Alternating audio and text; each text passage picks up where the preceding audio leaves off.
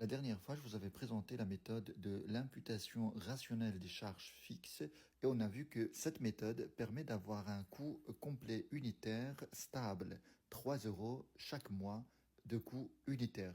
Le problème réglé par cette méthode, c'est que auparavant, en fait, avant de pratiquer cette méthode, on a constaté que si on veut calculer le coût de revient unitaire de chaque pièce produite, on va voir que les coûts, les charges varient. Les charges unitaires varient d'une période à l'autre en fonction de la production de l'entreprise. Par exemple, en janvier, on a produit 400 pièces, en février, on a produit 600 pièces et en mars, on a produit 800 pièces. Eh bien, comme les charges fixes restent les mêmes chaque mois, si on veut savoir combien de charges fixes je dépense par pièce produite, eh bien, en mars, je vais avoir un coût unitaire fixe moins important que en janvier. Eh bien, en mars, je vais avoir un coût unitaire par produit, 600 de charges divisé par le nombre de produits que j'ai fabriqués. Ça, c'est le double en fait de ce que je vais avoir en janvier si je fais la même opération. 600 de charges divisé par 400 pièces produites, eh bien je vais avoir plus de charges fixes en janvier qu'en mars. Vous voyez que les charges fixes unitaires, ça varie avec le niveau d'activité. C'est pour ça qu'on a besoin d'une méthode pour fixer ce problème de variabilité des charges fixes unitaires par rapport à la production mensuelle. C'est pour ça qu'on utilise cette méthode d'imputation rationnelle des charges fixes qui consiste à diviser l'activité réelle sur l'activité normale pour avoir un coefficient qu'on va multiplier par les charges fixes de l'entreprise pour les faire varier en fonction de l'activité de l'entreprise. Si on suppose par exemple que l'activité de l'entreprise est de 600 euros, ce coefficient se calcule de la manière suivante: activité réelle de l'entreprise sur l'activité normale de l'entreprise. Si l'entreprise considère que son activité normale est de 600 pièces, par exemple, fabriquer 600 pièces, ça c'est son activité normale en fonction de l'aspect technique de l'entreprise et le nombre d'employés. Eh bien, quand on produit moins que 600, on est en sous-activité, comme c'est le cas en janvier. Quand on produit plus que 600, on est en suractivité, ce qui va générer ici ce qu'on appelle un boni de suractivité. Et dans le cas contraire où on est en sous-activité, comme c'est le cas en janvier, eh bien on va avoir un malus de sous-activité. Donc ce coefficient d'imputation rationnelle, comment ça se calcule? On a l'activité réelle. Ici par exemple pour janvier, l'activité réelle, c'est ce que réellement produit l'entreprise. On a 400 pièces produites rapporté à l'activité normale. Vous avez activité réelle sur activité normale. Ça vous donne un coefficient qu'on va utiliser pour variabiliser, si vous voulez, les charges fixes, pour les rendre variables en fonction de l'activité.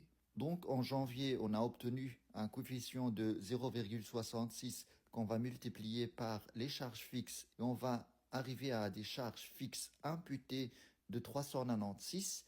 En février, on a produit 600 pièces, ce qui est une activité normale. Donc les charges fixes ici, réelles, vont être les mêmes que les charges fixes imputées, puisqu'on n'a pas de problème, on a produit exactement ce qu'il fallait, 600 pièces.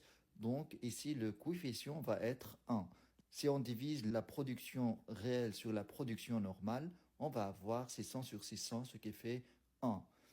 Et au mars, on a produit plus que ce qu'on produit d'habitude, 800 pièces, ce qui fait que ici on va avoir une suractivité. On a produit 800 pièces, c'est l'activité réelle, sur 600 pièces, ce qui constitue l'activité normale. Ça donne un coefficient de 1,33. On peut les exprimer en pourcentage. Ici, on va avoir 133% par rapport à l'activité normale. En février, on a 100% par rapport à l'activité normale. Et en janvier, on a 66% par rapport à l'activité normale. Cela nous fait obtenir des charges fixes imputées, c'est-à-dire qu'elles sont variables en fonction de la variabilité de l'activité de l'entreprise, ce qui va permettre d'obtenir un coût complet avec la méthode de l'imputation rationnelle différent des coûts complets qu'on avait calculés sans cette méthode, qui sont ici. Et si on calcule dans ce cas le coût complet unitaire, on va tomber sur un même chiffre, 3 euros par pièce. Chaque pièce nous a coûté 3 euros au total. À ce moment-là, il n'y a pas de problème de fixer notre prix. On va juste être au-dessus de 3 pour avoir un petit bénéfice. Si je vends par exemple sur le marché ces pièces à 5 euros, eh bien je fais une marge de 2 euros. 2 euros par pièce. La dernière colonne, on l'obtient en retirant des charges fixes réelles qui sont ici, les charges fixes imputées, les charges fixes qu'on a adaptées à l'activité de l'entreprise. Quand on a un chiffre positif, c'est-à-dire qu'on est en sous-activité, ou bien ce qu'on appelle mali de sous-activité. Et quand on obtient un chiffre négatif, à ce moment-là, on peut dire qu'on est en suractivité, ou bien un boni de suractivité. Voilà, je voulais juste mettre en avant l'intérêt de faire cette méthode d'imputation rationnelle des charges fixes en comparant ce qu'on obtient comme coût de revient unitaire par la méthode normale sans imputation rationnelle et la méthode où on pratique l'imputation rationnelle des charges fixes. Merci d'avoir regardé ces explications et à très bientôt.